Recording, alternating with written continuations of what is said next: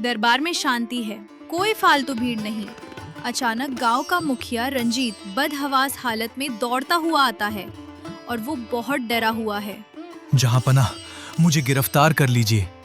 मुझे सबसे गहरी काल कोठरी में डाल दीजिए, लेकिन मुझे उस खौफनाक इंसान से बचा लीजिए। ये क्या बदहवासी है मुखिया? तुम तो गांव के इज्जतदार आदमी हो, तुम्हें कौन डरा रहा है? इज्जतदार? नहीं जहांपना, मैं एक नीच चोर हूं।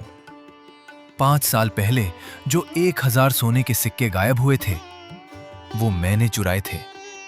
मुझे सजा दे दीजिए हुजूर। क्या बक रहे हो तुम?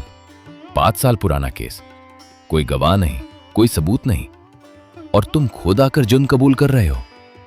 काश मैं झूठ बोल रहा होता हुजूर, लेकिन वो साधु, वो मेरे दिमाग में घुस गया है।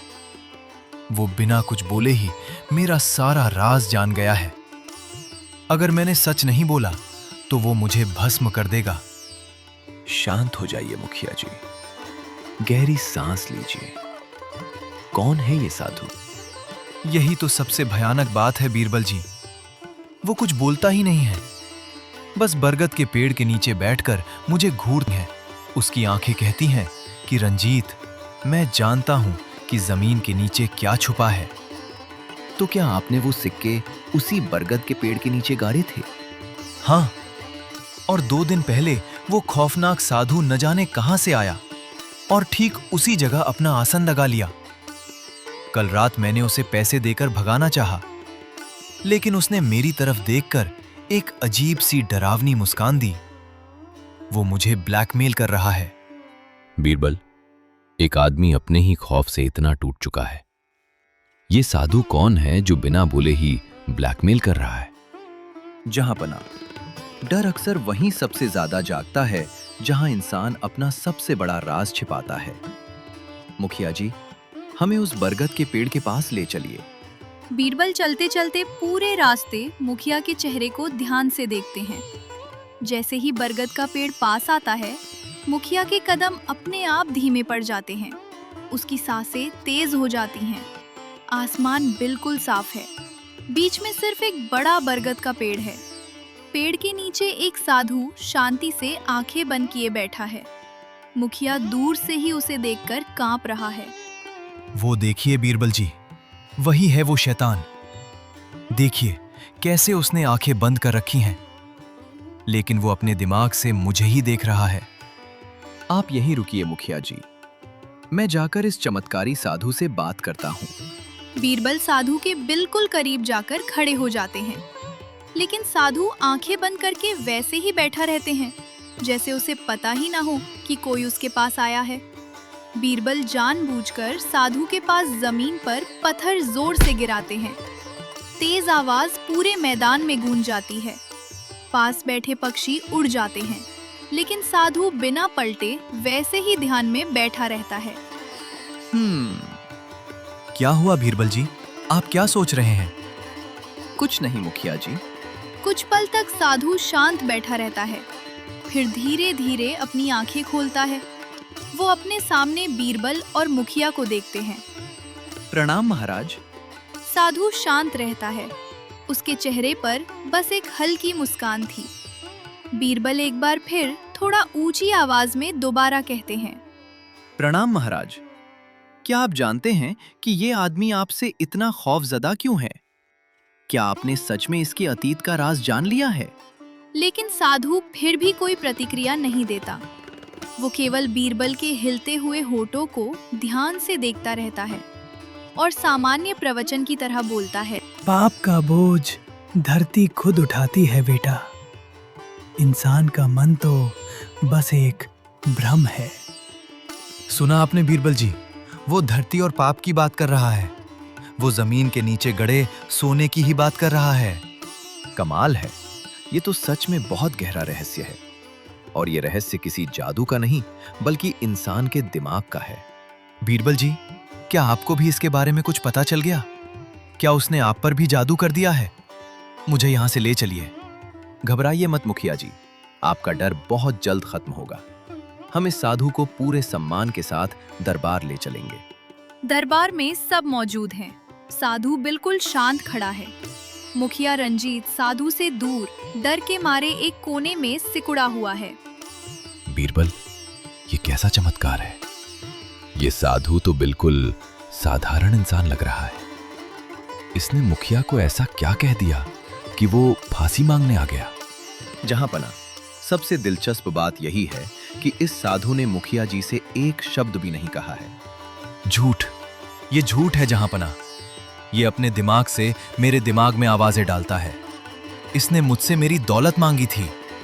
मुखिया, तुम कह रहे हो कि ये तुम्हारे दिमाग में बोलता है? क्या तुम सच में पागल हो गए हो? नहीं हुजूर, आप इसकी आंखों में देखिए, इसे सब पता है। बीरबल जी, आप इसे कहिए कि ये अपना जादू बंद करे। मुखिया जी, शांत हो जाइए। आपने जब इसे पैसे देने की कोशिश की तो इसने क्या किया? इसने बस मेरी तरफ देखा और मुस्कुराया, जैसे कह रहा हो कि मुझे तुम्हारे चंद सिक्के नहीं, पूरा खजाना चाहिए। जहांपना, मैंने इस साधु से बात करने की कोशिश की थी। मैंने इससे पूछा कि मुखिया इतना क्यों डर रहा है, लेकिन जानते हैं इसने क्या किया? क्या किया इसने? इसने मेरे सवालों का कोई जवाब नहीं दिया, बल्कि ये बहुत ध्यान से मेरे होठों को हिलते हुए देख रहा था। देखा, देखा जहांपना, ये होंठ पढ़कर मंत्र पढ़ रहा होगा। ये काला जादू जानता है। नहीं मुखिया जी, ये कोई जादू नहीं है। और जहांपना, इस रहस्य का पर्दाफाश करने का वक्त आ गया है। तो बताओ बीरबल, आखिर ये साधु है कौन और ये मुखिया को ब्लैकमेल कैसे कर रहा है? जहांपना, सच तक पहुंचने के लिए मैंने इसकी हर हरकत को ध्यान से परखा है। क्या? तुम क्या कहना चाहते हो बीरबल? स्पष्ट कहो। जहांपना, मैं किसी नतीजे पर यूं ही नहीं पहुंचा। मैंने इसके पास तेज आवाज की, लेकिन इसने जरा भी प्रतिक्रिया नहीं दी, मानो उसे उस तेज आवाज का बिल्कुल एहसास ही न हुआ हो। मैंने 2 बार सवाल पूछा, फिर भी इसने उत्तर नहीं दिया। लेकिन जब भी मैंने बोलना शुरू किया, इसकी नजर मेरे होठों पर टिक गई। इसलिए मैं पूरे विश्वास से कह सकता हूं, ये साधु पूरी तरह से बहरा है। ये किसी को ब्लैकमेल कर ही नहीं सकता। दरबार एकदम शांत हो जाता है। सब एक दूसरे का मुंह देखने लग जाते हैं। मुखिया रंजीत की आंखें फटी की फटी रह जाती हैं। वो साधु को अविश्वास से घूरने लगता है। बहरा? ये आप क्या कह रहे हैं बीरबल जी? ये बहरा कैसे हो सकता है? इसने तो मुझे देखते ही डरावनी मुस्कान दी थी। वो डरावनी मुस्कान नहीं थी मुखिया जी, वो तो एक साधु की शांत मुस्कान थी।